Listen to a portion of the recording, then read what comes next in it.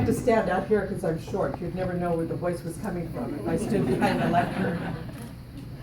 It is my joy to be here. The Delta Mu Delta induction ceremony is something that I look forward to, even more than graduation. I love graduation, but as that is a celebration of achievement, this is a celebration of greatness. You are the top 20% of your class, and that is a symbol of greatness. You know, Fortune magazine a little while back published an article that asked the question, what makes people great? As it turns out, we aren't born with special genes if we become great. There is, even among people who are prodigies, they just started a little bit earlier. And what distinguishes the great is the ability to work hard and long, but not just work hard and long, work in a particular way. And the article mentioned 4 different ways, 4 different distinctions of the great. The first is that they have a vision. There is some model that they want to achieve, some idol that they want to be like. And then the rest of the characteristics is something called deliberate practice. People have the ability to focus on how they do things, they attain feedback, and they keep adjusting so that they get this mental model that says, I can respond differently to different environments, to different challenges. But what surprised me about the article is how quickly they jumped over that first bullet, achieving a goal, getting a vision of where they wanted to go. Where does that vision come from? In business, we call it a mission statement. In life, we call it purpose. What makes somebody want to go to the moon or get a degree or climb a mountain?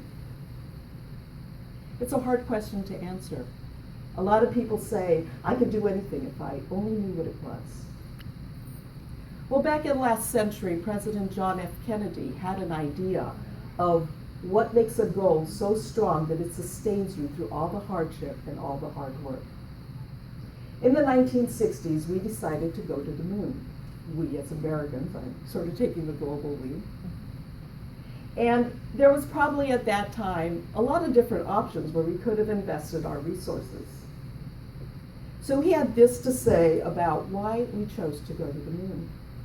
He said, we choose to go to the moon in this decade. We choose.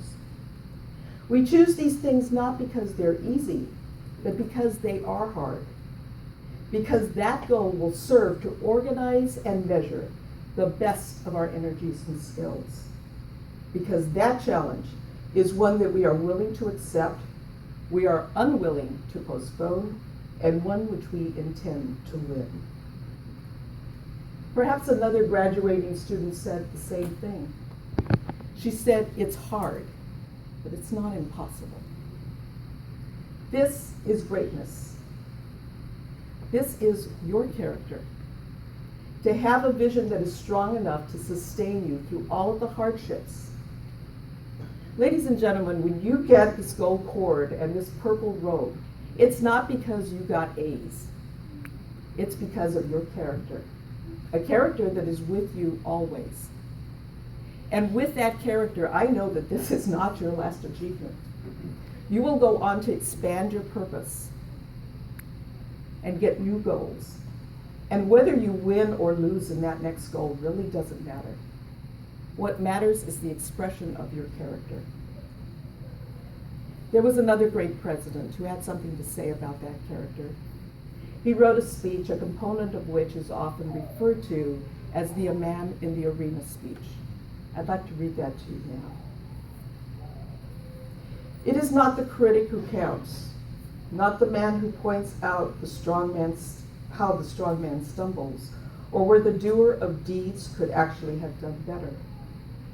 The credit belongs to the man who is actually in the arena, whose face is marked by dust and sweat and blood, who strives valiantly, who errs, who comes short again and again, because there is no effort without error or shortcoming, but who does actually strive to do the deeds, who knows great enthusiasms, the great devotions, who spends himself in a worthy cause, who at the best knows in the end the triumph of high achievement, and who at worst, if he fails, at least fails while daring greatly, so that his place shall never be with those cold and timid souls who neither know victory nor defeat. This is your character, and because of that character, we honor you today.